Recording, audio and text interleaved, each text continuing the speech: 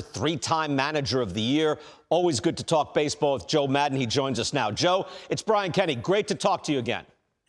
Always, my buddy. Always great to visit with you, too. I've always enjoyed your work. I told you that from the very beginning when you got involved with all this stuff. I think your work is fantastic. Oh, thank you, Joe. I appreciate that. I know even now, and this is a big week of Shohei Ohtani in the Bronx and all that, it's still difficult. Give me what we might not know about managing a guy who pitches and hits at the high level. What was that like? Oh, it was easy. I mean, he makes everything easy. The biggest thing with him that we had to establish were ground rules, and the ground rules were that there are no rules. Once we empowered him to pretty much control his own destiny, it became really simple. Before last year, the 2022, when they instituted the different rule regarding DH and pitching, I had to use him as a pitcher, and that was hitting like National League rules. It was a little bit more difficult, but once it got to where it is right now, it makes the day relatively easy. And it's just about him and his legs and his endurance and his ability to answer the bell every day. It's incredible. It really is. Those that have never done anything like that have no idea what he goes through. But other Major League Baseball players will tell you, nobody can do it. It's just that unusual. He's the unicorn. He's all of that, but he's actually very easy to work with. Joe, he had a run last year where and this has never been done before in the history of the game, where he was truly great doing both, because he was in that great run pitching where he looked like the best guy in the sport pitching, and he was still hitting at a high level. Long term, as an investment, though, let's say someone lays out, not that they're not paying him now, they are, but if you have a $500 million deal, what's the best way to handle him and get the most out of your investment? Because that's what he would be over 8 to 10 years. Like we we're just talking about, I would take advantage of days off in the schedule and make him into 2 days off, almost like a mini all-star break. But you'd have him starting and playing and DHing. You'd basically the model that we're looking at now. Yeah, I mean, you cannot determine that he would not be doing this well if he was not doing that stuff.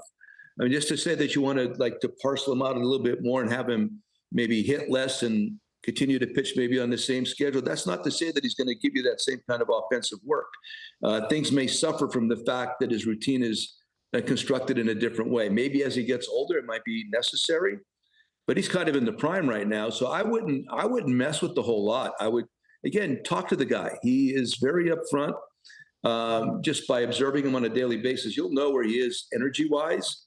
So yeah, I would not try to get too smart with this. If we all want to get too smart with this, and I know it's different, I get it all, but I would really rely on my relationship that I've built with him, listen to him, talk to him, and maybe older, possibly construct a different method. But for right now, take advantage of days off as a position player, meaning that make it into 2 days off. And I think if you just did that, that should help him along the way. Pitching wise, he's playing every 6th day anyway, and he's fine with that. Okay, interesting. All right. For people who haven't read your book, by the way, the book of Joe is still out there. Joe Madon, Tom Verducci as well, and you get you get into the weeds about. I still remember what guys going to concerts and getting cut, and guys getting benched, and you're a football guy, as you spell out in the book. People should read the book. You're a football guy, and yet now, this day and age, like benching is in the news. So give me your view on reprimanding the modern major league player. Well, I've done that. I was talking about this recently with somebody else, even in the minor leagues. I remember James Sapp Randolph, really good minor league player in Double-A. Pulled James out for not running out a pop-up that was blowing from foul to fair in Midland, Texas. I did it in the big leagues with BJ Upton, and I was involved with one with TC and Terry Collins with Garrett Anderson in Baltimore years ago. For me, what you do there is you establish your culture, your method of operation. You do that in spring training. And whatever you say in spring training, you have to live by and adhere by. You can't say things and then not back it up. So whatever that is you talked about, for me, it was respecting 90 feet, respect the distance from home plate to first base. That was number one. That was paramount to me among my position players. And with the pitchers in return, I wanted them to diligently work on their defense. So that was a trade-off. So if you're talking that stuff in spring training and all of a sudden here comes the season and you don't back up your talk, then eventually you're going to lose the team in the clubhouse. So that's really what it comes down to. And I will concede this also. There's times you'll turn your head. I saw it, but I didn't see it, and I might give a guy a break. I might cut a guy some slack. That's funny. But Yeah. it's also going to turn into a conversation, Right, away from everybody. But then when it's really working right is when the rest of the group does it for you. I remember even as an interim manager, Chili Davis, one time, I can't remember who the runner was, but Chili grabbed the guy on the top step walking off the field because I was talking about that in my meeting with the guys as an interim manager, that this is what I wanted. So when you get your players, your veteran players buying in and they're doing the policing and enforcing, and then the last point, your bench coach, Davey Martinez, was outstanding. Brendan Hyde, outstanding at things like this. So it takes a village to raise a player, right?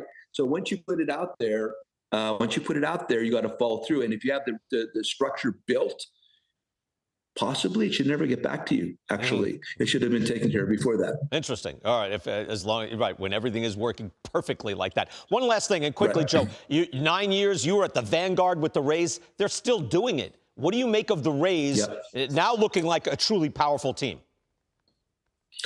I love it. I'm actually in Tampa right now, and I've been following it very closely, and it looks like they're sticking with their DNA.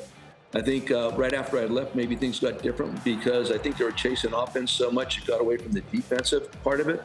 Margot, outstanding outfielder. I think that they're sticking with their roots, and that is pitching and defense first. All of a sudden, the hitting has ascended quite quickly right now, but that's probably going to level off as long as you pitch and play defense consistently like they do and really work the edges well. They work the edge. I mean, Eric Neander is outstanding. Eric was there when I was there.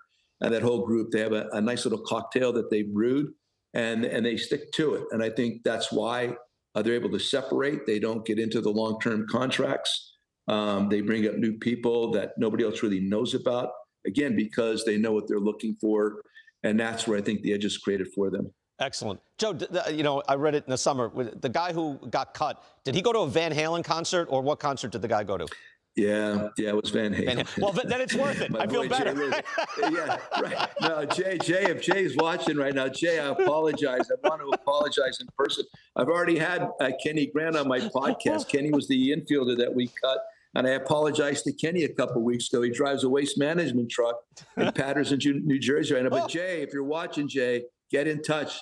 I'm sorry. I was absolutely wrong. All right, yeah, but if, you saw Eddie Van Halen look back in '82, '83. It was worth it. Exactly. It's all in the Book of Joe. He did well. Joe, great having you back on the show. Love to do it again. The Book of Joe is out there. It's outstanding. Humble origins, the minor leagues, working your way up to the very, very top. 3-time Manager of the Year. Thank you, Joe.